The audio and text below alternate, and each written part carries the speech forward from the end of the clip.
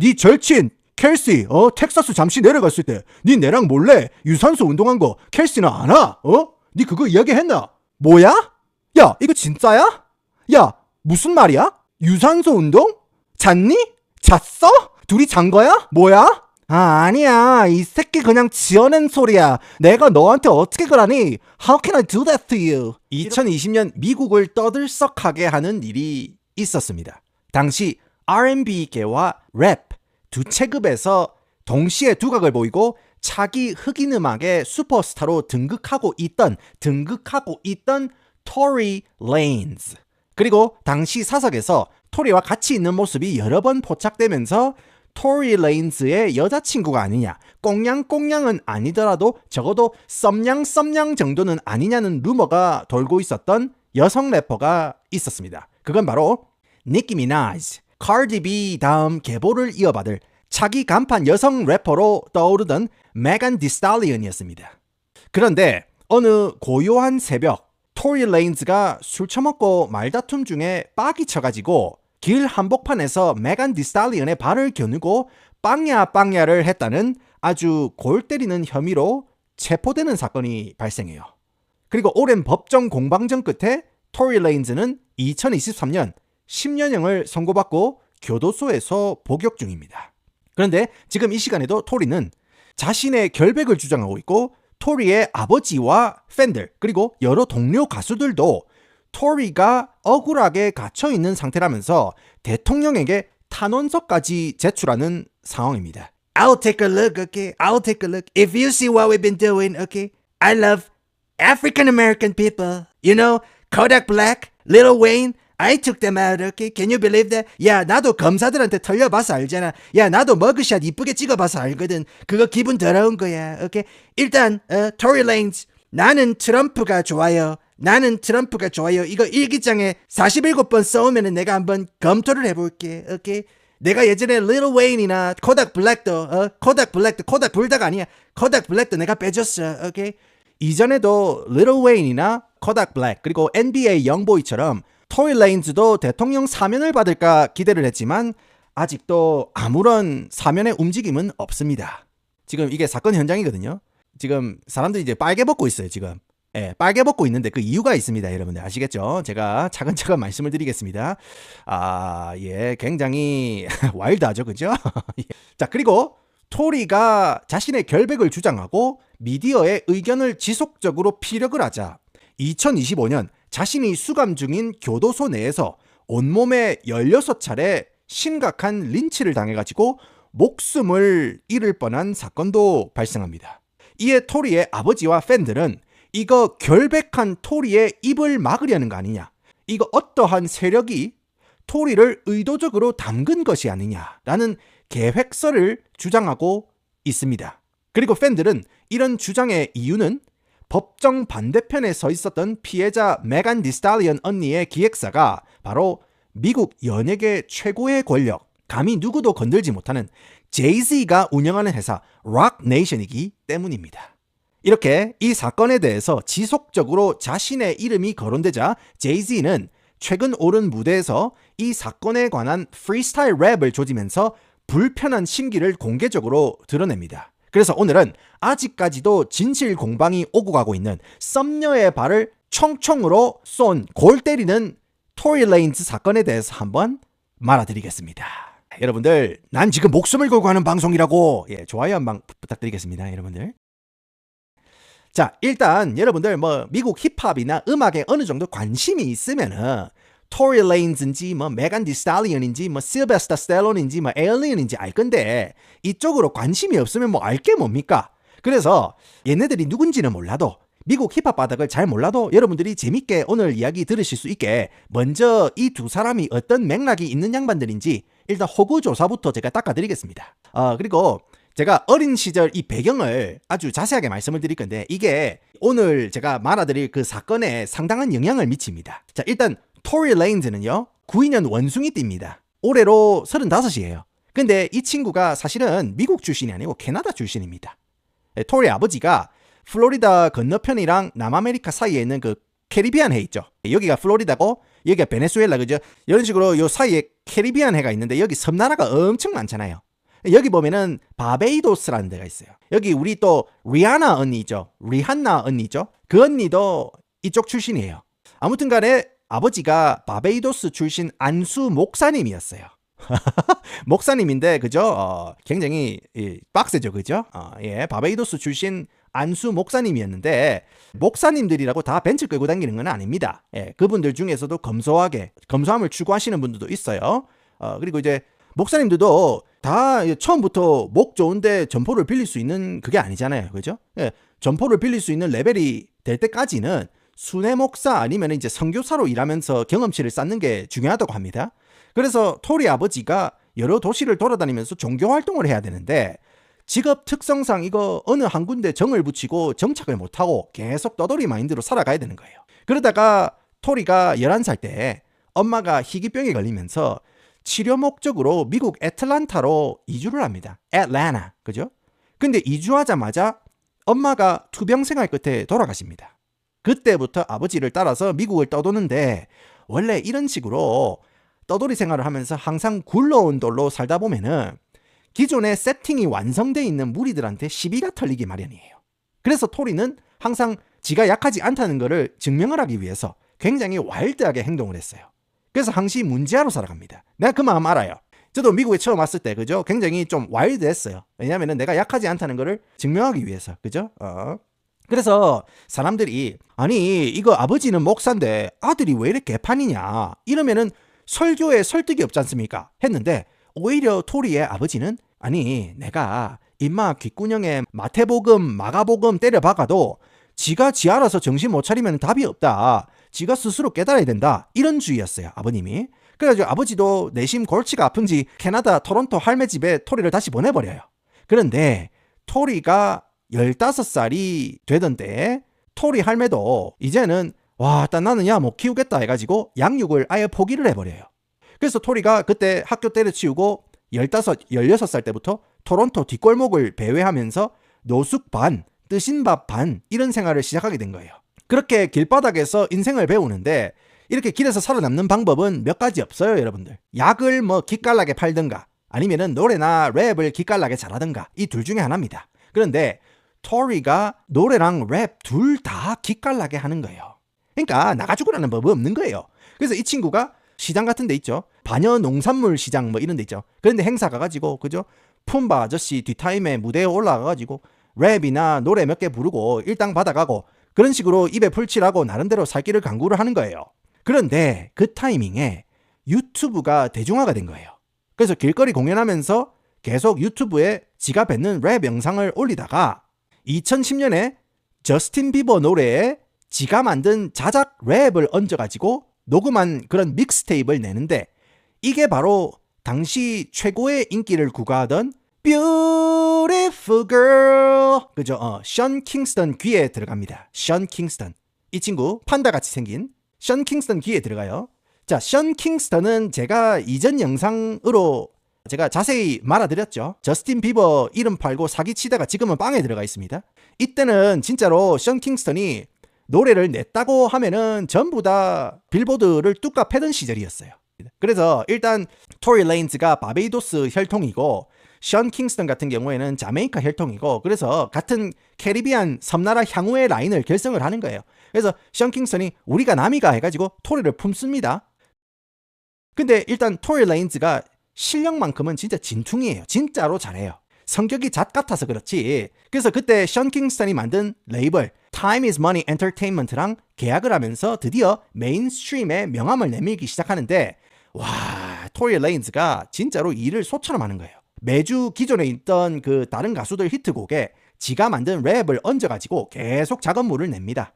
그렇지만은 실력에 비해서 빛을 못 보다가 2015년에 기획사 사장님인 션 킹스턴이 돈이 다 떨어져가지고 여기저기 사기치고 댕긴다고 바빴어요. 그래서 소속사 지원도 시원찮고 해가지고 재계약을 안 하고 자유계약으로 풀립니다. 토리 레인즈가. 이때 토리의 가능성을 보고 접근한 게 어디다? 바로 인터스코프. 그러니까 세계 1위 음반사 유니버설 뮤직 산하에 있는 조그마한 기획사입니다. 인터스코프가 손을 내밉니다. 그때부터 R&B면 R&B, 랩이면 랩, 진짜 퀄리티가 기가 막히는 음반들을 내고 그 앨범 수록곡으로 크리스 브라운 콘서트 오프닝도 돌면서 랩이랑 노래 두 체급에서 동시에 몸집을 키워요. 저는 실제로 이 친구 크리스 브라운 콘서트에 가가지고 이 친구가 라이브를 하는 걸 들어봤어요. 발성이 그냥 공연장을 뚫고 성층권을 뚫어요. 굉장히 뗀뗀하고 기본기가 좋은 친구예요. 사실 실력으로나 작업물로나 키가 160cm인 거 빼고는 사실 업계 내에서는 토리 레인즈가 이 당시에 흑인 음악계에서 다음 왕자로 대권을 노릴 만한 강력한 후보 중에 한 명이다. 그 정도로 알아주시고요. 근데 진짜 성격이 잣죽 같다. 잣죽 같다. 그 정도 알아두시면 되겠습니다. 예. 자, 그 다음이 바로 메간 디 스탈리언. 이 언니 같은 경우에는 95년 개띠입니다. 올해로 31예요. 근데 이 언니가 워낙 선이 굵직굵직하고 시원시원해가지고 좀 마흔같이 보여도 상당히 젊습니다. 자, 메간 디 스탈리언 같은 경우에는 텍사스에서 나고 자랐는데 어린 시절 대부분은 휴스턴 남부에 있는 사우스파크에서 보냈어요. 근데 사우스파크 지역이 굉장히 화끈한 지역입니다. 일단 범죄율도 범죄율인데 빵야 사고나 이 강력 범죄가 굉장히 성행하는 동네예요.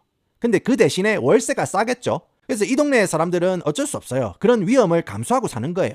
근데 메간 같은 경우에는 태어날 때부터 이미 아버지는 교도소에 있었고 메간이 8살 때 아버지가 교도소에서 졸업은 하지만은 15살 때 세상을 떠나버려요. 그래서 사실상 메간 엄마가 혼자 메간을 먹여 살렸다고 해도 과언이 아닙니다. 근데 메간 엄마 같은 경우에 사실은 휴스턴 지역에서 활동을 했던 래퍼였어요. 메간 엄마도 래퍼였어요. 그죠? 근데 랩만 하면은 생계 유지가 안 되니까 낮에는 제3, 제4금융 일이 별로 없을 때는 이제 일수업체에서 수구먼으로 일했어요. 그죠? 그러니까 여러분들 여성 일수 수구먼이면은 깡다구가 얼마나 셀지 감도 안 오는 거거든요. 파이팅이 얼마나 세겠어요. 아지매가. 그죠? 그래서 아무튼 낮에는 돈 빌린 사람 쫓으러 다니고 밤에는 클럽에서 랩을 하면서 메간을 먹여 살립니다. 예. 그러다가 메간이 14살쯤에 도저히 이 동네는 안 될 동네다 싶어가지고 휴스턴 주변의 중산층 동네로 이사를 갑니다. 그렇게 엄마가 딸내미 잘못된 길로 못 가게 애지중지 키웠답니다. 아무튼 메간이 16살 때 본격적으로 넘치는 재능을 주체를 못해요.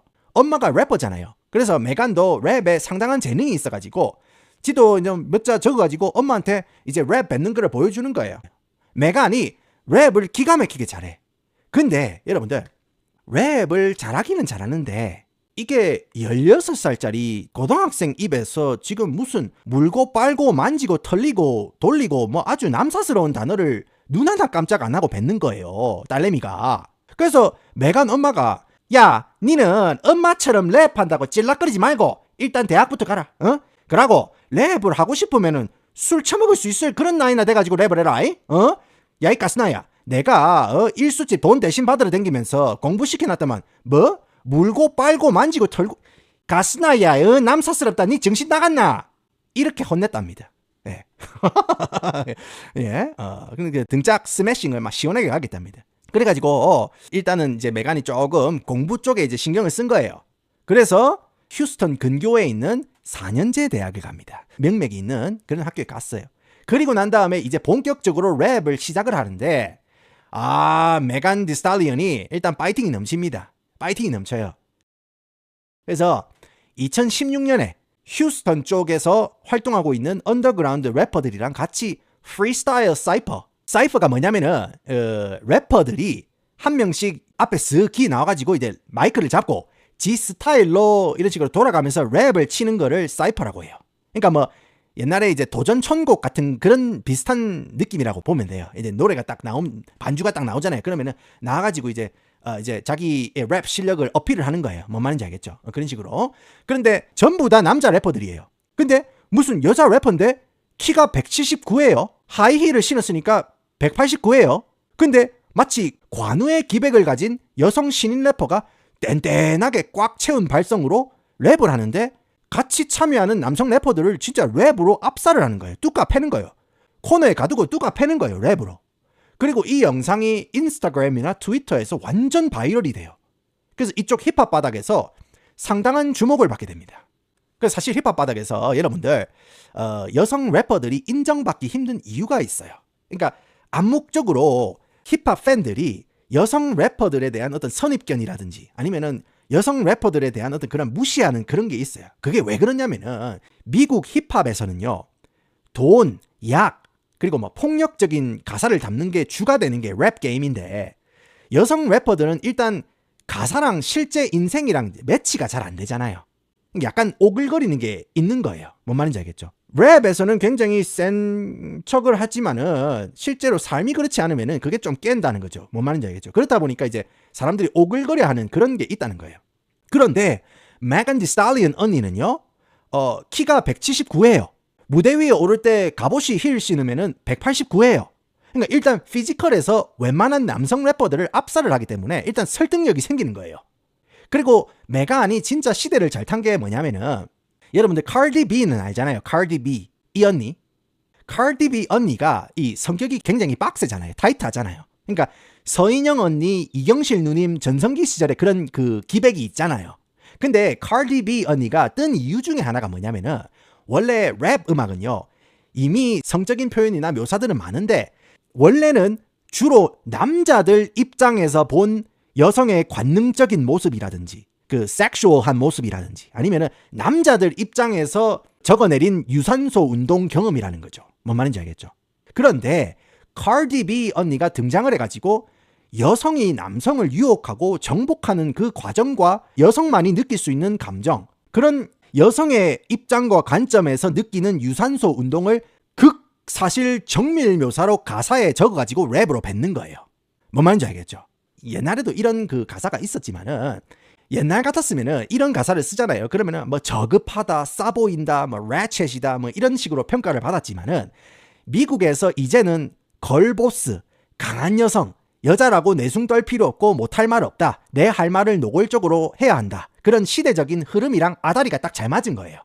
그래서 이제 여성 메이저 래퍼들도 가사에 유산소 운동에 대한 묘사를 아주 적나라하게 담는 거예요. 그렇게 이 여성 힙합 쪽에서 니키 미나즈가 처음 등장했을 때 여성 래퍼인데 댐핑도 좋고 가사도 괜찮네? 그런 식으로 여성 래퍼에 대한 인식을 선입견을 무너뜨렸다면은 카디 B는 대중적인 랩 가사에 노골적인 성적 묘사를 박아버리는 그동안 묶여 있었던 그 선정성이란 그 봉인을 갖다가 풀어버린 게 바로 카디 B 언니예요. 그래서 이런 우주의 기운이 아다리 맞게 딱 준비가 돼 있는 상황에서 2019년에 메간 디 스탈리언 언니가 니키 미나즈 그리고 타이 달라 사인이랑 Hot Girl Summer라는 곡을 발표해요. Hot Girl Summer. 그야말로 니키에서 메간 디 스탈리언으로 차세대 여성 래퍼 계보가 이제 이어지는 거예요. 이제 대관식 같은 곡이에요. 그래서 이제 가사를 보면은 자, 가사를 읽어드릴게요. 제가 무슨 말을 하는 건지. Handle me, huh? Who gon' handle me, huh? 하거든요. 나를 감당해? 누가 나를 감당할 수 있겠어? 쟤는 지가 뭐가 되는 줄 알지만 그냥 내 어장 속에 있는 놈들 중 한 명에 불과해. 나한테 잘 보이려고 꼴값 떠는 거 봐. 분명 말했잖아. 나는 쉽지 않다고. 그래도 나는 내 남자들 다 똑같이 이뻐해줘. 굉장히 이제 여성이 주도하는 입장이죠. 그 다음이 이제 또 굉장히 선정적이에요. 예, 순화를 해서 제가 읽어드릴게요. 평범한 직장인이랑 유산소를 치는데 고구마 하나는 완전 탑스타급이더라고. 진짜 탑급이랑 유산소 한번 쳐줬는데 좋아서 난리 났더라. 걔 고구마를 내 목에 넣고 싶어서 나 전세기까지 타고 갔잖아. 예? 예? 그죠? 제가 이야기하면서도 참 낯뜨거운 어떤 그런 가사인데 다시 말씀드리지만 이게 2019년에 인터넷이나 미국 젊은이들 사이에서 가장 영향력 있는 노래 중 하나입니다. 완전 데이트를 쳤어요, 이 노래가. 이렇게 초대형 기획사 도움 없이 상품성 하나로 니키 미나즈랑 타이 달라 사인 피처링을 물고 오는 메간 디 스탈리언을 알아보고 누가 접근합니까? 미국 가요계 최고의 매니지먼트 회사, 가요계의 최고의 권력, 제이지가 이끄는 록 네이션이 메간 디 스탈리언을 접촉합니다. 예, 이게 제이지죠. Yeah, it's your boy 하면서 그죠? 계약서를 건넸겠죠. 자, 제이지 같은 거물이 와가지고 계약서를 건네고 메간 디 스탈리언은 진짜 숨도 안 쉬고 바로 사인을 각입니다. 그러면서 미국 가요계 최고의 매니지먼트 회사 록 네이션 소속이 됩니다. 그리고 제이지의 와이프 무려 비욘세의 지원 사격을 받으면서 2020년에 I'm a savage, classy, bougie, ratchet, Savage라는 곡으로 틱톡 댄스 챌린지 광풍을 일으키면서 빌보드 1위를 찍습니다. 그래서 명실상부 떠오르는 최강 전력 걸보스가 된 거예요. 그때부터. Savage라는 곡도 여러분들 굉장히 선정적인 가사예요. 근데 그게 빌보드 1위를 하는 거예요. 예, 미국이 그런 데입니다. 굉장히 개방적인 어떤 그런 있는 거예요. 미국에는. 자, 이렇게 랩이랑 R&B 두 체급에서 모두 빵빵하게 성장하고 대중적인 인기를 끈 히트곡 없이도 차세대 랩스타 후보에 오른 토리 레인즈가 있는 거고, 록 네이션과 계약을 하면서 확실히 걸보스로 자리매김한 전국구 여성 랩스타 메간 디 스탈리언. 그렇게 이 둘은 어느 정도 맥락과 커리어를 쌓아놓은 상황이었다. 자, 이거를 아신 다음에 이제 2020년 사건 현장으로 한번 들어가 보겠습니다. 자, 때는 2020년. 이때가 언제겠습니까? 코로나 팬데믹 시국이었어요.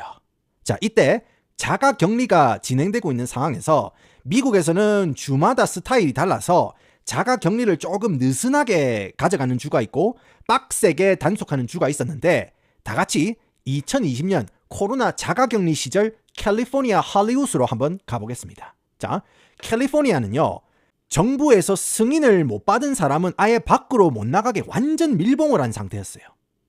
그리고 2020년 7월 12일에 당시 가장 핫하다고 알려진 헐리우드 셀럽들이 한 저택에 술판을 벌이기 위해서 모여듭니다. 그 집은 바로 헐리우드 최강의 가문 카르다시안 집 막내 딸내미 카일리 제너가 소집한 술판이었어요. 수영장 풀파티였거든요. 여기에 메간 디 스탈리언 언니가 초대가 된 거예요. 그래서 카일리랑 메간 디 스탈리언이랑 이 접점이 뭐냐, 이 둘이 어떻게 알게 된 사이냐. 당시 메간 디 스탈리언이 카디비 언니랑 노래 하나를 냈어요. WAP이라는 노래예요. WAP. WAP. 근데 이게 약자예요. 약자. 이게 풀이하면은 이제 wet as 고양이라는 뜻이에요. 아기 고양이. 그러니까 이제 직역을 하면은 이제 촉촉하게 젖은 고양이라는 뜻이에요. 근데 이제 아기 고양이라는 뜻이 이제 PUSSY는 이제 서양에서 여성의 음부를 뜻하는 비속어로도 쓰이는 게 그거예요. 예. 근데 그거를 이제 제목으로 박는 거예요. 미국은 그래요. 오케이. 예. 어질어질하죠, 그죠? 예. 어질어질합니다. 그러니까 청소년들이 이거 따라 부르는 거예요. 예.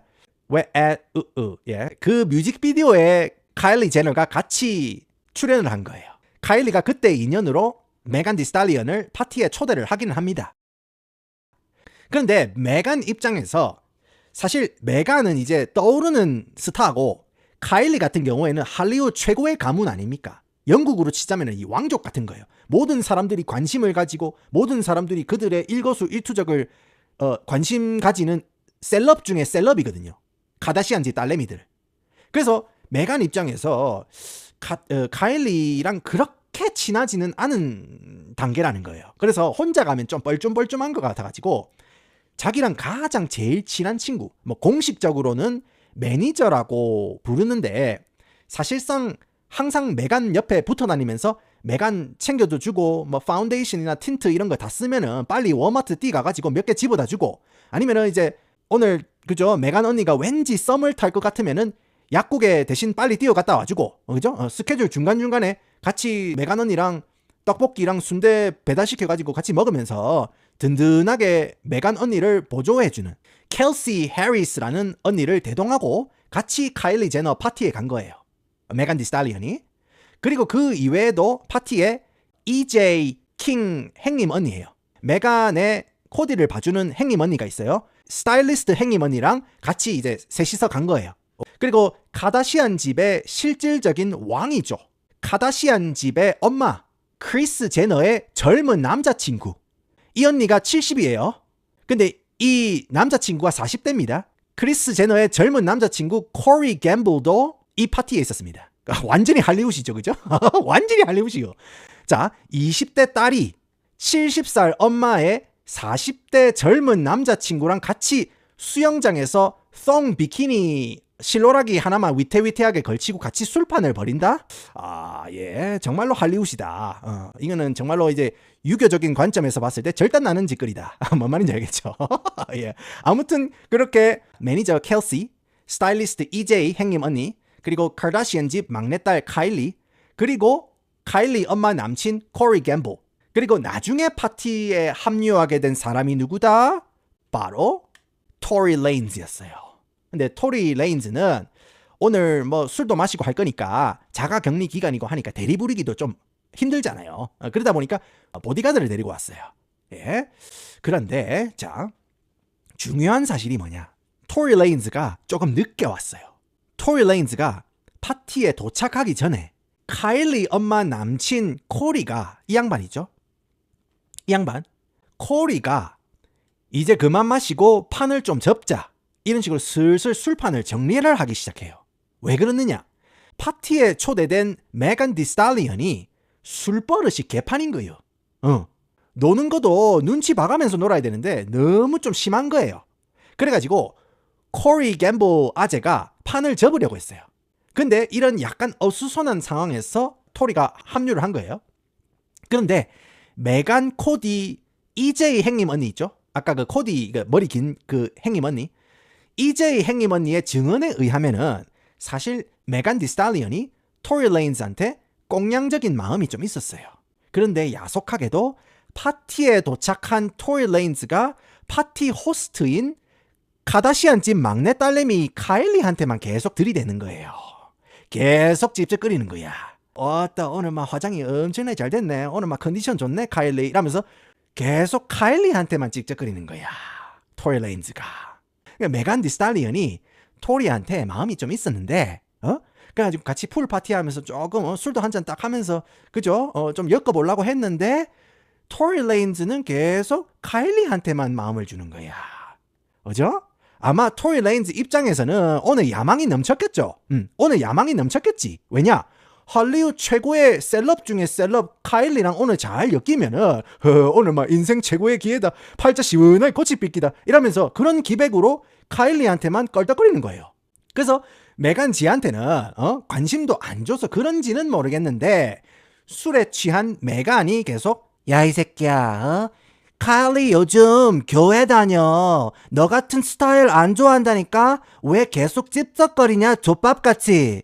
뭐 이런 식으로 대충 토리 레인즈를 툭툭 쳤겠죠. 그런 식으로 하다가 말싸움이 났대요.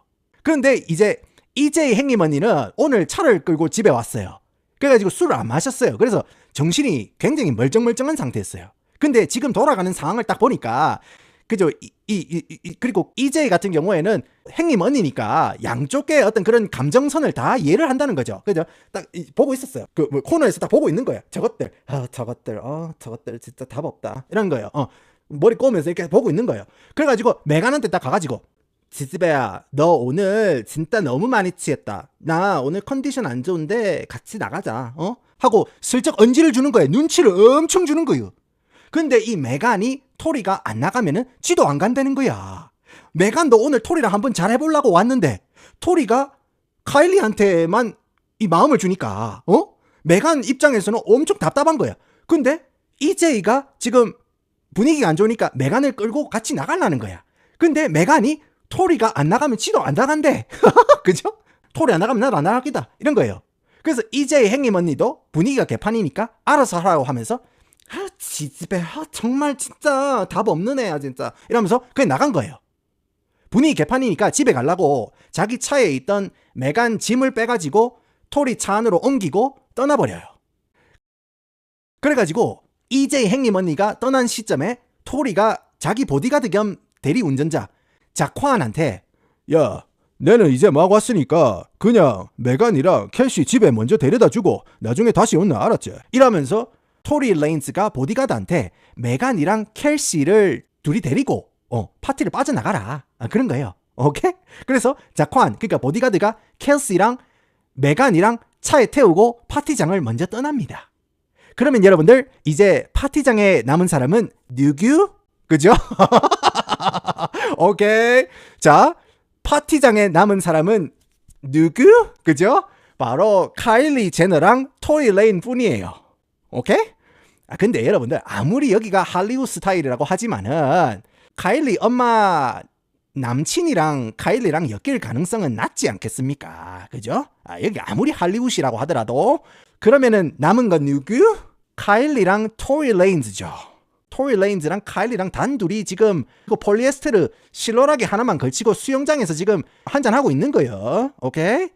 그래서 메간 디스탈리언이 집에 가는 차 안에서 가만히 계산기를 두드려 본 거예요. 자기도 술은 취했지만 이건 팔팔 돌아간다고. 이것들이 나보내고 단둘이 유산소 운동 카디오 하면 어쩌지? 싶은 거예요. 그래서 운전하고 있는 보디가드 자쿠안한테 카일리 집에 스랩바를 놔두고 왔다고 구라를 치고 유턴을 해가지고 다시 카일리 집으로 돌아가는 거예요. 오케이? 끼익 해가지고 자쿠안, 나 사실 스랩바 놔두고 왔어. 그거 루이비통 스랩바라 가지고 좀 비싸. 나 스랩바 놔두고 왔어. 나 할부로 산 거야. 아직 페이먼트 남아있는 거야. 나 가지고 가야 돼. 간 거예요. 그런데 저택에 도착해서 짠 하고 수영장으로 센터를 까고 들어왔는데 그래요. 이 메간 언니가 그때 뭔 광경을 지켜봤는지 알려진 바는 없습니다. 그런데 어떤 광경을 목격한 메간이 완전히 폭발한 거예요. 완전히 핀토가 상했어. 완전히 폭발했어. 완전히 뚜껑이 열렸어. 그래서 쓰고 있던 가발까지 벗어 제끼고 토리한테 달려들려는 상황까지 오니까 야 여기가 어디라고 설쳐? 하면서 카일리가 꺼져라면서 내쫓았어요. 이렇게 분위기가 완전히 순대곱창 볶음이 되니까 토리도 빡이 친 상태로 자리를 떠버려요. 네, 진압을 해야 될 거 아닙니까? 이 상황을 갖다가. 그래서 토리의 보디가드인 자쿠안이 운전을 하고 토리랑 메간 그리고 메간 친구 켈시 이렇게 네 사람이 같이 차를 타고 카일리 집에서 쫓겨난 거예요. 자, 이 상황에서 여러분들 차 안의 분위기가 어떨지 대략 감이 오시죠? 켈시는 차에서 기다리고 있는데 둘이 같이 들어오는 거예요. 차 안에 들어오는 거예요. 근데 메간이랑 그죠? 토리랑 대판 싸우고 있는 거예요. 씩씩거리면서 들어오는 거예요. 그래가지고 분위기가 완전 개판 난 거예요. 그래서 차 안에서 메간이랑 토리랑 말싸움을 오지게 하기 시작하는 거예요.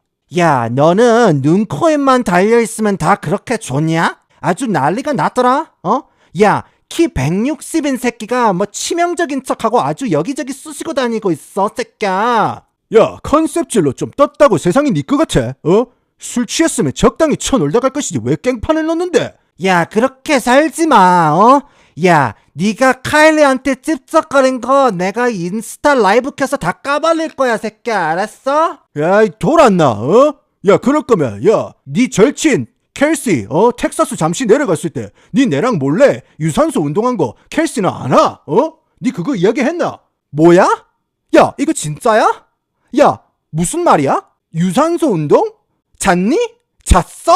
둘이 잔 거야? 뭐야? 아니야. 이 새끼 그냥 지어낸 소리야. 내가 너한테 어떻게 그러니? How can I do that to you? 이렇게 셋은 서로의 치부를 드러내고 메간이 켈시 몰래 토리랑 유산소 운동을 했다는 폭로전이 터지면서 차는 그야말로 혼비백산이 됩니다. 사실 메간이랑 토리랑 처음 만난 자리가 바로 음악계에서 좀 친다는 사람들이 다 모인 록 네이션 브런치 행사장이었어요. 근데 그때 이제 막 록 네이션 소속이 된 메간이랑 이제는 자리가 완전히 잡힌 토리 레인즈도 초대가 됐는데 그때 메간이 켈시, 절친 켈시를 대동하고 왔었거든요. 그런데 그때 토리랑 켈시랑 그 자리에서 처음 만나가지고 꽁냥거리기 시작했어요. 그리고 메간은 자기 절친이랑 씬에서 진짜 잘 나가는 토리랑 같이 이제 만난다고 하니까 서로 지지해주고 그랬다는 거죠. 그런데 코로나가 터진 다음에 켈시가 고향 텍사스에 잠시 내려간 사이에 메간이 야, 토리, 켈시 지금 텍사스 내려갔거든? 우리 집 비는데 올래? 켈시 몰래 토리랑 야스 회동을 가진 거예요. 그러니까 메간 입장에서는 토리랑 자기랑 어떤 진지한 꽁냥꽁냥이 지금 형성이 되고 있다고 생각했는데 토리 레인즈가 켈시랑 메간 있는 앞에서 대놓고 카다시안집 막내딸한테 찌쩍거리니까 이게 사람 새끼인가 싶은 거예요. 뭔 말인지 알겠죠? 그러니까 켈시는 풀 파티 할 때 그때까지는 토리 레인즈랑 메간이랑 서로 잔 거를 몰랐어요. 근데 메간은 토리랑 지랑 잔 거를 당연히 알죠. 당사자니까. 그리고 켈시랑 토리랑 잔 것도 알아요. 근데 토리 레인즈가 문어발식 확장을 하니까 이거 사람 새끼인가 싶은 거예요. 뭔 말인지 알겠죠? 그러니까 뚜껑이 열린 거예요. 그리고 켈시 입장에서는 메간 디스탈리언이 완전히 베스트 프렌드 아닙니까? 절친 아닙니까? 그래서 나는 너를 믿었던 것만큼 나는 내 친구도 믿었기에 나는 아무런 부담 없이 내 친구한테 소개시켜줬고, 그런 만남이 있은 후부터 우린 자주 함께 만나며 즐거운 시간을 보내며 함께 어울렸던 것뿐인데, 그런 만남이 어디서 잘못됐는지는 모르겠으나 그 어느 날 내가 혼자 텍사스 고향에 간 사이에 너와 내 친구는 야스 회동을 가져버린 거야. 그죠? 잤니? 잤어? 가 된 거야. 이렇게 된 거예요. 그러니까 켈시 언니 입장에서는 얼마나 빡이 치겠어요. 그걸 알아버렸으니까. 둘 다한테 지금 열받았는데, 더 열받는 거는 지금 메간한테 열받는 거예요. 네가 어떻게 나한테 그럴 수 있어? 네가 어떻게 나한테 그럴 수 있어, 지지배야. 이렇게 된 거예요. 그리고 토리 입장에서는 이거 지금 빨리 카일리 집에 돌아가가지고, 그죠? 빨리 이 두 명 있죠? 그 칵 블라커라고 하죠? 칵 블라커스를 집에 보낸 다음에 지금 회방 놓는 두 명을 갖다가 지금 빨리 집에 술 많이 취했네. 술 많이 자셨네. 보내가지고 재운 다음에 카다시안 가문 막내 공주 카일리 집에 다시 돌아가가지고 꽁냥꽁냥을 하면서 팔자를 고칠 절호의 기회인데, 갑자기 메간이랑 캐시가 두 줄 수비로 틀어막으면서 필사적으로 깽판을 치고 있는 그런 판국이라는 거예요. 토리 레인즈 입장에서는. 그죠? 그리고 토리는 지금 2009년부터 2020년까지 거의 11년째 유망주 소리를 듣고 있는 거예요. 힙합계에서는 알아주는 장인이지만은 전국구 히트곡은 없는 상황이에요. 토리 레인즈 같은 경우에는. 근데 데뷔하자마자 빵 뜨고 그 다음에 록 네이션까지 들어간 메간이 솔직히 조금 띠꺼운 상황이었어요. 토리 레인즈 같은 경우에는. 그런 모든 서사가 있다 보니까 이 차 안에서 터진 폭로전이 세 사람한테 어떤 감정으로 타격이 오고 가는지 이제 짐작이 가실 겁니다. 뭔 말인지 알겠죠?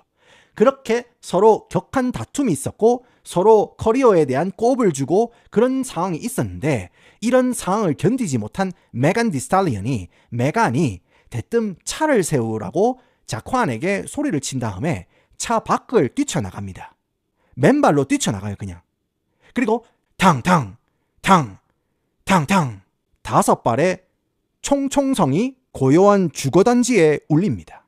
그리고 경찰서에 다급한 목격자의 신고 전화가 걸려옵니다. 예, 수고하십니다. 션 켈리라는 사람인데, 지금 집 앞 도로에서 여자 둘이 머리끄댕이를 잡고 싸우고 있어요. 총소리도 들리고, 지금 완전 개판이거든요. 한 여자는 이 키가 엄청 작은데 이 총총을 들고 있고 다른 여자랑 싸우고 있다, 이 말입니다. 이런 식으로 하는 거예요. 그래서 경찰이 긴급히 사건 현장으로 출동을 합니다. 근데 진짜 개판인 거예요. 완전 개판 난 거예요. 일단 총총이랑 이 관련된 사건이니까 경찰이 개빡세게 들이닥쳤어요. Freeze! 하면서 전부 바닥에 엎드리라고 강력하게 지시를 합니다. 그런데 켈시 언니나 메간 언니가 수영장 파티에서 지금 바로 뛰어나온 상태였어요. 그래서 길바닥에 진짜 폴리에스테르 반스 실온하게 하나만 위태롭게 빵댕이에 이제 매달려 있는 그런 상태였어요. 걸쳐 있는 것도 아니었어요. 그냥 이 언니들이 박력이 워낙 세니까, 몸에 자신감이 워낙 박력이 센 언니들이에요. 그래 위태롭게 걸쳐 있는 상태였어요. 그런데 경찰이 쓱 보니까 메간 언니 발에서 피가 나는 겁니다. 그래서 빠르게 메간 언니를 병원으로 보내고 다 같이 타고 있던 이 차를 수색을 하는데, 토리 레인즈 차에서 방금 발사된 듯한 총총구에 아직 뜨거움이 남아있는 9mm 반자동 총총이를 발견하게 된 거예요. 그래서 토리는 불법 무기 소지 혐의로 그 자리에서 체포가 됩니다. 그런데 여기서 중요한 게 있죠. 현재까지 토리는 불법 무기 소지 혐의를 받고 있는 것이지 누가 방아쇠를 당겼는지는 이 시점에서 아직 밝혀지지 않은 상태입니다. 그리고 경찰의 대대적인 수사가 진행되는데 목격자와 사건 현장에 있던 당사자들의 증언이 완전히 엇갈리기 시작해요. 이게 사건 당시 모습인데 이런 식으로 개판 난 거예요. 보입니까, 여러분들? 지금 모자이크 처리를 했는데도 이런 식으로 다 이제 보이는 거예요. 뭔 말인지 알겠죠? 박력의 기백이 여러분들 느껴지십니까? 이런 식으로. 이게 토리 레인즈입니다. 토리 레인즈가 이렇게 160의 어떤 그런 몸으로 이렇게 있는 거고, 켈시 언니도 조금 키가 작은 편에 속해요. 그리고 이제 179의 관우의 기백인 이 메간 디스탈리언 언니가 여기에 부상을 당한 채로 있는 겁니다. 아시겠죠? 먼저 사건 당일 수집된 진술에 의하면 병원 응급실에 실려간 메간이 의사한테 유리 파편을 밟아서 발을 다쳤다. 유리 파편에 스태핑해서 발 다쳤어요. 유리 파편 밟았어요. 이렇게 이야기를 했어요. 근데 의사가 딱 보니까 이게 무슨 유리 파편입니까? 아무리 봐도 누가 쏜 것 같아. 근데 이게 직접 관통한 게 아니고 파편에 맞아서 찢어진 것 같아. 그래가지고 수술이 끝나고 의사가 싹 물어봅니다. 근데 메간이 사실 그 파편에 맞은 게 맞다고 진술을 번복을 해요. 처음에는 유리병에 찔렸다고 이야기를 했는데 수술이 끝난 다음에 의사가 물으니까 총총알에 파편이 튀면서 찢어진 거라고 이야기를 한 거예요. 그리고 메간 친구 켈시는요, 사건이 터졌을 때 현장에 없었던 그 메간의 경호원, 그러니까 현장에는 토리의 경호원이 있었잖아요. 근데 켈시가 같은 회사니까 메간 경호원한테 토리가 메간을 쐈다라고 문자를 보낸 기록이 확인이 됩니다. 그리고 토리는 방아쇠를 당겼다는 자백은 없었는데 유치장에서 울면서 메간하고 켈시한테 전화를 걸어가지고 야, 네, 너무 취해가지고 제정신이 아니었다. 진짜 미안하다. 네, 진짜, 네, 정신이 나갔었다, 그때는. 네, 진짜 네 미안하다. 라는 사과의 음성통화를 남깁니다. 근데 미안하다는 게 쏴서 미안한 건지 아니면은 다른 걸 쏴서 그러니까 토리 레인즈가 피용을 쏴서 이게 미안한 건지 아니면은 각계 전투를 하고 각자 유산소 운동을 몰래 해서 미안한 건지 뭐가 미안했는지 그거는 밝히지 않았지만 사과를 하는 음성통화를 남깁니다. 그리고 사건 현장 목격자이자 경찰에 신고를 했었던 션 켈리라는 남성은 아까 말씀드린 것처럼 밖에서 여자 2명이 머리끄댕이를 잡고 싸우고 있다. 그런데 그중 누군가가 방아쇠를 당긴지에 대해서는 언급을 안 했어요. 그러니까 그 뭔가 불꽃이 펑 튀는 거는 봤는데 누가 방아쇠를 당겼는지에 대해서는 명확하게 언급을 안 했습니다. 근데 여성들이 머리끄댕이를 잡고 싸우고 있었다. 그러니까 켈시랑 메간이랑 감정이 격해져가지고 싸운 거는 이 사람이 인정을 하는 거예요. 자, 이 골 때리는 두 랩스타와 주변 인물의 사건으로 미국은 들썩입니다. 아니, 토리 레인이 썸녀 메간 디스탈리언 발에 쐈다고? 발? 발에 쐈다고? 이건 뭔 신종 페리시냐? 이 뭐냐 이거? 하면서 난리가 난 거예요. 사람들이 진지하게 소비를 안 하고 이거는 그냥 루머라고 생각한 거예요. 그러니까 짜고 치는 스턴트라고 생각을 하는 거예요. 당시 어떤 여론이 지배적이었냐면은 메간한테 진짜로 이 여론이 굉장히 가혹하게 돌아갔습니다. 일단 미국에서 특히 힙합을 하는 그 래퍼들은요. 그러니까 래퍼들은 그냥 랩만 하는 게 아니고 힙합적인 삶을 살아야 진짜 힙합이라고 인정을 해주거든요. 그런 것 중에 하나의 덕목이라면 덕목이 뭐냐면은 경찰한테 쉽게 협조하지 않고 동료를 경찰에게 꼰지르지 않는, 그러니까 스니칭이라고 하거든요. 꼰지르는 행위를 스니칭이라고 합니다. 스니칭을 하지 않는 게 힙합 정신이다. 그러니까 경찰한테 순수히 협조하면서 동료를 위험에 빠뜨리는 거는 배신 행위이자 치욕으로 생각하는 문화가 있어요. 후드 문화에 대해서 제가 영상으로 하나 말아드렸죠. 자세하게 말씀을 드렸습니다. 그거 참고해 보시고요. 그런데 메간이 처음에는 경찰이 개입하는 걸 막으려고 유리를 밟았다라고 이야기를 했어요. 그때 또 BLM 운동, 그러니까 흑인이 경찰에 과잉 진압을 당해가지고 즉사당해가지고 그때 BLM 운동이 활발하게 일어났었던 그때, 그래가지고 흑인들 사이에서는 경찰들 정말 조심해야 된다 그런 게 있어가지고 만약에 여기서 뭐 총총기 관련 사건이다 이러면은 경찰들이 흥분할 거 아닙니까? 그래가지고 이제 흑인인 메간 입장에서는 처음에는 경찰이 개입하는 거를 막으려고 유리를 밟았다라고 이렇게 이야기를 했다가, 근데 갑자기 메간이 총총상을 당했다고 하니까 사람들은 이 모든 사건을 갖다가 그냥 꾸며진 홍보성 막장 어그로라고 생각하고 메간을 비웃기 시작하는 거예요. 그래서 메간이 완전히 빡쳤어요. 아니, 나는 총 맞은 것처럼도 아니에요. 총 맞았어요. 메간 입장에서는. 근데 사람들이 안 믿어주니까 바로 인스타그램 라이브를 킵니다. So, since y'all so worried about it, yes, this 기가 Tory shot me. 여러분들, 저는 기가라고 했습니다. 너희들 걱정 너무 많아. 너무 많아서 라이브 켜. 근데 토리 이 새끼가 날 쐈어. 그래서 이제서야 힙합 팬들은 이게 진짜로 심각하게 돌아가는 거를 인지를 한 거예요. 그런데 보석금을 내고 풀려난 토리가 랩 가사에 자기가 쏘지 않았다고 계속 이런 식으로 간접적으로 주장을 하는 거예요. 그래서 토리 같은 경우에는 아직까지도 자신의 결백을 강력하게 주장을 합니다. 제가 영상 초반에 어린 시절 배경에 대해서 심도 있게 들려드린 이유가 뭐냐면은 메간 팬들 입장에서는 아니 메간 엄마가 혼자 일수집 돈 받으러 다니면서 메간을 혼자 키우려고 똑바로 키우려고 얼마나 노력을 했는데 메간이 거짓말할 사람이 아니다. 옹호를 하는 거예요. 그것 때문에 제가 말씀을 드린 거예요. 상황을 정리를 해서 양측 변호인단 측이 주장하는 걸 제가 말씀을 드려볼게요.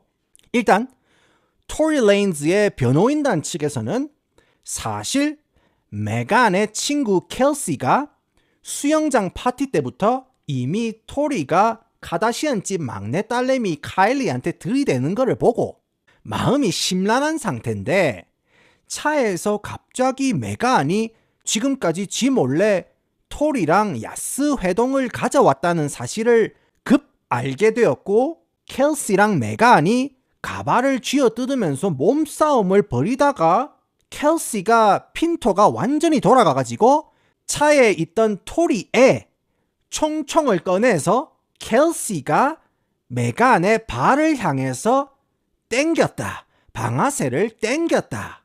그리고 여기서 깜짝 놀란 토리가 켈시를 저지하기 위해서 몸싸움을 벌이고 빼앗았다. 고로 토리 자신께 많지만 방아쇠는 당기지 않았다라고 주장을 하는 거예요. 그런데 실제로 총기 화학 반응 검사에서 켈시 손에서도 양성 반응이 나왔어요.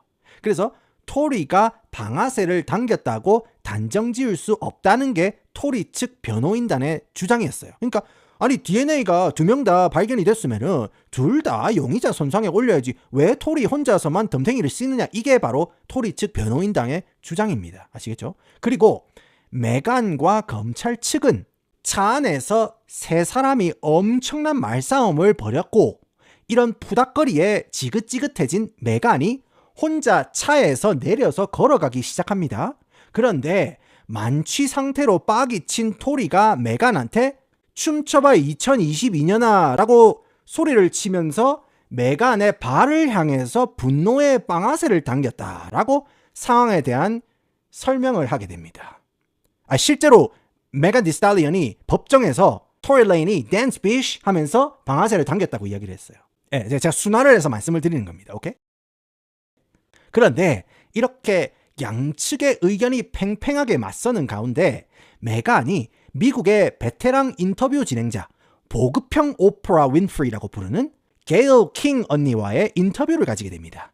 게일 킹 언니는 이제 미국의 정은하 씨, 미국의 이금희 씨 포지션이라고 보면 됩니다. 아시겠죠? 그 인터뷰에서 메간이 이런 불미스러운 일, 그리고 자기가 총격 사고의 피해자가 된 것에 대한 착잡한 심경을 토로를 합니다. 그러면서 눈물에 정의의 심판을 호소를 해요. 그런데 이 인터뷰에서 유독 화제가 된 대목이 있어요.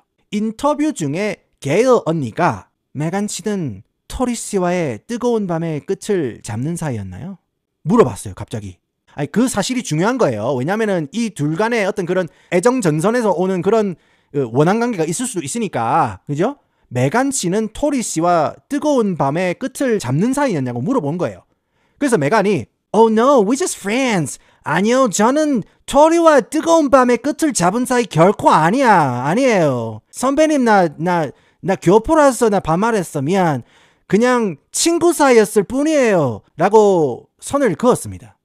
그런데 평소 이 둘의 사이를 알던 업계 관계자들이나 동료 래퍼들이 아니 둘이 유산소 운동 해왔던 사이라는 거는 삼척 동자도 아는 건데 와이오밍 동자도 아는 건데 카메라 앞에서 눈 하나 깜짝 안 하고 거짓말하는 거 보소 하면서 동료 래퍼들이나 관계자들이 이런 식으로 거짓말을 하는 메간 말을 어떻게 믿을 수 있냐면서 토리 레인의 지지를 호소합니다.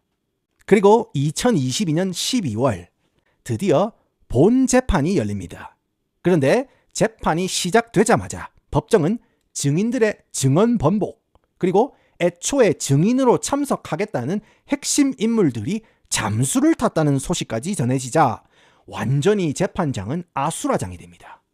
자, 먼저 메간의 스타일리스트이자 사건 직후 코디직을 그만두고 메간과 손절을 했던 EJ 행님 언니가 당시 사건 직전까지, 그러니까 카일리 집에서 열린 파티에 대해서 어떤 대화가 오고 갔고 당시 상황이 어땠는지에 대한 정황을 설명을 합니다.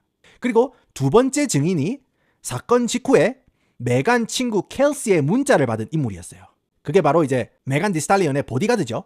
그리고 사건 직후에 토리 레인이 메간 디스탈리언 보디가드한테 전화를 걸어가지고 직접 지 입으로 지가 방아쇠를 당겼다고 자백을 했다고 밝혔던 핵심 인물이 바로 메간의 경호원 저스틴 에디슨이라는 사람이에요.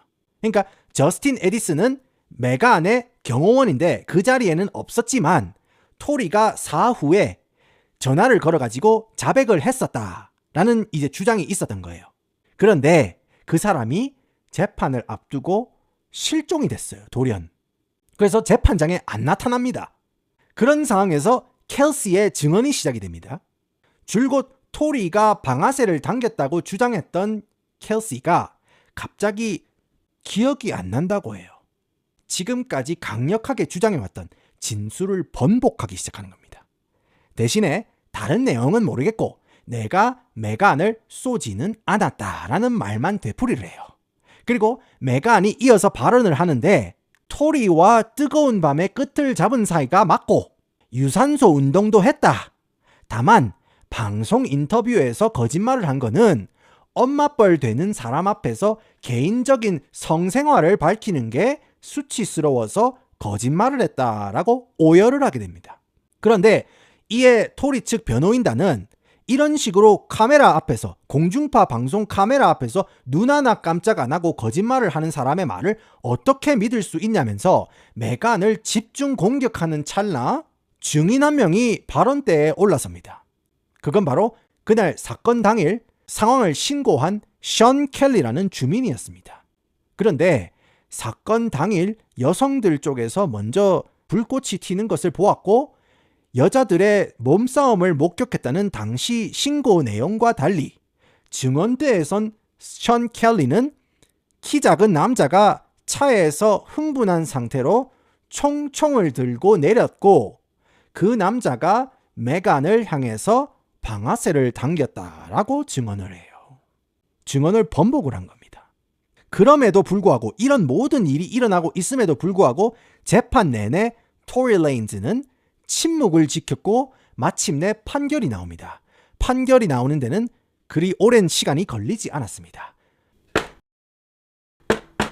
피해자의 진술과 목격자의 증언, 그리고 켈시 해리스가 피해자의 경호원에게 사건 즉시 전송한 문자 내용, 그리고 피고인이 구치소에서 켈시 해리스에게 미안하다고 사과한 음성 녹음, 사건 현장에서 압수된 청총기에 남겨진 DNA 감시 결과를 종합해봤을 때 피고인 데이스타 피터슨, 일명 토리 레인즈 씨는 불법 청총기를 소지하고 비무장 상태의 피해자를 향해 위험천만한 행동을 했다. 이로 인해서 피해자는 심각한 신체적, 정신적 고통을 겪어야 했다. 따라서 본 재판부는 배심원단 만장일치로 징역 10년의 실형을 선고한다. 그렇습니다. 재판에서 토리 레인즈는 썸녀의 발에 총총을 갈긴 죄로 징역 10년형을 받고 감옥에 갇히게 됩니다. 이런 판결 소식에 토리 레인즈의 아버지는 강력하게 재판부를 규탄하면서 이 모든 건 메간 디스탈리언의 소속사 락 네이션이 힙합계에서 강력하게 떠오르고 있는 자기 아들을 견제하기 위한 계획적인 작업이었다라고 주장을 하는 거예요. 그리고 그런 주장을 하는 배경이 사건이 일어나기 직전에 사실 락 네이션이 토리한테 영입 제의를 했는데 토리가 그걸 거부했다는 겁니다. 그런데 힙합계에 판을 쥐고 막강한 영향력을 행사하는 제이지의 락 네이션이 토리 같은 재능 있는 아티스트들이 자기 밑으로 들어오지 않고 단독적으로 설치면은 어떻게 되는지 보여주기 위한 시범타로 담그려고 하는 거다라고 이야기를 하는 거예요. 그리고 토리의 재판 과정에서 사건의 열쇠를 쥐고 있던, 사건 현장에서 맨정신으로 모든 걸 지켜본 토리의 보디가드이자 운전자 작 퀸을 증인으로 내세우지 않은 거는 록 네이션이 토리 변호사를 매수를 했고 토리 변호사가 토리의 무죄 입증에 최선을 다하지 않으려고 일부러 싸움에서 진 거다라고 주장을 합니다. 이 기자회견이 있고 난 다음에 당시에는 그냥 토리 아버님이 아들내미 빵에서 10년을 썩어야 하니까 분에 차서 그런 말을 할 수 있겠다 싶었어요, 사람들이. 그런데 말입니다. 2025년 5월 12일 토리 레인즈가 교도소 내에서 기습적으로 무려 16번이나 담기는 사건이 발생해요. 가해자는 산티노 카시노라는 또 다른 수감자인데 사실 이 사람이 교도소 내부에서 몰래 제작한 흉기를 이용해서 범행에 사용한 거예요. 근데 여러분들 이 사건도 석연찮은 점이 많아요. 왜냐면은 일단 이 산티노 카시노라는 놈이 종신형을 받고 복역 중인 흉악범이었어요. 근데 흉악범들은 따로 수감이 되는데 어떻게 토리 레인즈가 수감 생활을 하고 있는 일반 교도소에 들어올 수 있었느냐가 의문인 거예요. 그리고 조사를 해보니까 토리랑 아무 연관 관계가 없는 거예요. 원한 관계도 없어요. 그러니까 공격을 계획하고 담근다는 게 이게 누군가의 사주를 받은 것이 아니냐라는 가설이 인터넷에 모락모락 피어나오기 시작을 했어요. 그리고 팬들은 법정 선고 직후에 토리 아버지가 주장했던 것처럼 메간이랑 주변 인물들을 보호하기 위해서 계속 잡음이 일어나면은 이게 메간한테 이미지도 안 좋고 좋을 게 없으니까 메간 기획사 록 네이션이 교도소 생활 내내 자신의 결백을 증명하려고 하는 토리 레인즈의 입을 막기 위해서 이거 작업에 들어간 것이 아니냐라는 그런 가설과 음모론이 피어나기 시작해요. 인터넷에서. 음모론입니다. 반면에 이 모든 마음고생을 털어버린 메간은 진짜 완전히 힙합이 된 거예요. 그냥 힙합 그 자체가 돼버린 거예요. 이게 정확하게 따지자면은 이 파편에 박힌 거기는 하지만은 이것도 위험천만한 일 아닙니까? 그죠? 그런데 여러분들 메간 디 스탈리언이 래퍼잖아요. 래퍼. 한국에서는 여러분들 취업할 때 취업 이력서 이런데 토익 점수 동아리 활동 이런 거는 솔직히 빈칸 채우기잖아요. 근데 대기업이나 글로벌 기업 실무 관련 인턴십이나 아니면 제일기획 공모전 대상 이런 거 써주면 진짜 배기 훈장이잖아요. 그죠? 그런데 미국에서 래퍼가 가질 수 있는 가장 끝발이 센 훈장이 뭐냐면은 옛날에 약 팔았던 거 갱단 소속이었던 거 아니면 학교 갔다 왔던 거 그런 게 훈장이라면 훈장이겠지만 그 중에 제일 깡다구가 센 훈장이 바로 총총을 맞았는데 살아 돌아온 이력이라는 거죠. 그러니까 래퍼들 중에 21 Savage라든지 The Game이라든지 50 Cents라든지 Lil Wayne이라든지 굉장히 유명한 래퍼들 이 바닥에서 좀 치는 래퍼들 전부 다 몇 방씩 맞아본 사람들이거든요. 구멍이 2개지요. 구멍이 2개씩 있는 양반들이거든요. 50 Cent는 구멍이 8개 넘을 겁니다. 그런데 이 어려운 퀘스트를 갖다가 메간 디 스탈리언 언니가 겪은 거예요. 그것도 여자의 몸으로. 그래서 이 일이 있고 나서 메간 언니는 드러내고 싶지 않은 안 좋은 기억이라고 이야기를 하면서도 진짜로 영리하게 폭력적인 행위의 피해 여성도 이런 식으로 당당하게 이겨낼 수 있다는 걸 정말로 똑똑하게 활용을 합니다. 그래서 이런 심각한 폭력의 피해를 딛고 일어선 강인한 여성의 이미지로 저번 미국 대선 민주당 후보로 나왔던 카말라 해리스 후보 있죠. 카말라 해리스 후보의 유세 현장 무대에서 트워킹을 바리아리아리아리아리아리아리 하면서 트워킹을 야무지게 조져주면서 흑인 여성들의 우상으로 탄탄대로를 걷고 있습니다. 흑인 여성들의 입장에서는 얼마나 이게 롤 모델이겠어요. 그죠? 대학도 좋은데 나왔어. 대학 나왔는데 때려치우고 자기가 원하는 그런 커리어를 가기 위해서 진짜 아무 백도 없이 시작해가지고 록 네이션, 흑인 문화의 정말 중심이죠. 흑인 문화의 중심인 록 네이션에 입사하고 흑인 입장에서는 하이닉스에 취직한 거나 마찬가지예요. 예, 록 네이션에 취직을 했으니까 그 흑인 문화의 정점이죠.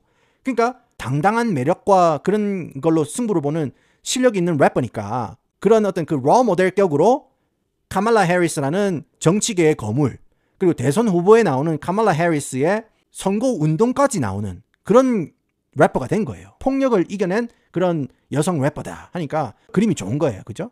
그래서 탄탄대로를 걷고 있는 겁니다. 그리고 토리 레인즈 아버지랑 그런 식으로 공격적인 루머를 생산하고 그런 거에 대해서 제이지가 마침내 입을 열었습니다. 최근에 제이지가 공연장에서 공연을 했습니다. 원래 이 양반은요, 미디어에 쉽게 자기 의사를 전달하는 성격이 아니에요. 그냥 뭐 인터뷰 자체를 안 합니다. 인터뷰를 하잖아요. 그러면은 뭐 민감한 질문을 딱 하잖아요. 그러면은 이런 이상한 그 웃음이 있거든요. 그 나는 연관 없습니다. 뭐 이러면서 그냥 웃으면서 지나가는 그냥 흘리는 양반이에요. 그런데 이번에 정말 오랜만에 제이지가 마이크를 잡고 락 리유니언이라는 콘서트 무대에 오릅니다. 근데 락 리유니언은 한국으로 치자면은 이제 YG 패밀리 리유니언 같다고 보시면 돼요. 지금 제일 잘 나가는 소속 가수들이 있잖아요. 그러니까 뭐 그러니까 블랙핑크는 이제 소속이 계약이 해제가 됐지만 이제 YG에서 부르면은 또 의리로 또 올 거 아닙니까? 그러니까 블랙핑크나 뭐 베이비 몬스터 이런 친구들이 오르는 게 아니고 예전에 잘 나갔던 락 네이션 소속 가수들 있죠. 그러니까 락 네이션 기둥 세우는데 공을 세운 그런 그 개국 공신들 있죠. 그러니까 YG로 치자면은 이제 진우션이라든지 뭐 원타임이라든지 이제 황효숙님 같이 예전에 이제 그 많은 팬들에게 좋은 추억을 선사한 그런 가수들이 오르는 자리라는 거죠. 그런데 여기에서 락 네이션의 레이블 수장 제이지가 무대에 오릅니다.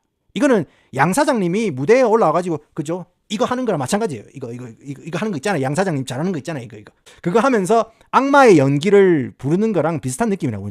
악마의 연기에 지영아 너 10년 하고 집에 갈래? 그랑 마찬가지예요. 그 느낌이는 보시면 됩니다. 그래서 이제 제이지가 공연 중에 갑자기 자기 입장에 대해서 무반주로 프리스타일 랩을 조져요. 그 내용이 뭐였냐면은 현재 자신을 둘러싼 많은 의혹들, 특히 토리 레인즈를 락 네이션이 공사를 쳤다는 그런 루머에 대해서 교도소에 있으면은 짱 박혀가지고 조용히 썩어라 이런 뜻이에요. 그리고 그날 네가 잘못한 게 있으니까 전화를 해가지고 즙을 짰으면서 뭐 이제 와서 뭐 잘못한 게 없다고 입을 털고 있냐 하면서 일침을 날리는 거예요. 그렇게 결백을 주장하다가 교도소에서 공격을 당해 죽기 직전까지 갔지만 지금 이 시간에도 토리 레인즈는 자신의 결백함을 주장하고 있고 방아쇠를 당긴 건 켈시임에도 자신이 누명을 썼다고 주장합니다. 왜냐? 자기가 너무 성공적으로 올라가고 있으니까 락 네이션에서 이 건수를 잡아가지고 엮어가지고 처리를 하겠다 라는 어떤 그런 주장을 하고 있습니다. 그리고 많은 팬들과 동료 가수들은 토리 레인즈가 공사를 당했다는 의혹을 지속적으로 제기하고 있습니다. 여러분들은 이 황당한 토리 레인즈의 사건 어떻게 보시는지 여러분의 의견을 댓글로 남겨주시고 오늘도 함께해 주셔서 감사합니다.